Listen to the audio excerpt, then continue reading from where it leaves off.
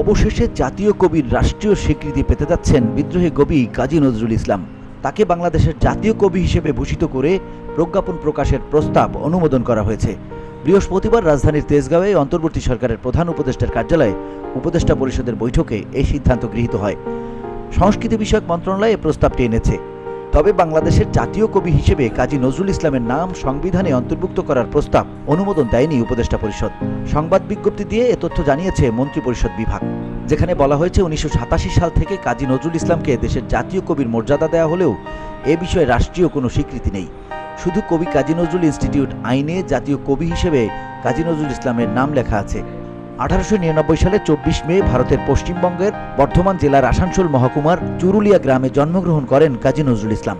বাংলাদেশ স্বাধীন হওয়ার পর তৎকালীন রাষ্ট্রপতি শেখ মুজিবুর রহমানের উদ্যোগে 1972 সালের 24 মে কাজী নজরুলকে সপরিবারে বাংলাদেশে আনা হয়। এরপর তার বাকি জীবন বাংলাদেশেই কাটে। বাংলা সাহিত্য ও সংস্কৃতিতে বিশেষ অবদানের স্বীকৃতি হিসেবে 1974 সালের 9 ডিসেম্বর ঢাকা বিশ্ববিদ্যালয়ে কাজী নজরুলকে সম্মানসূচক ডিলিট উপাধি দেয়।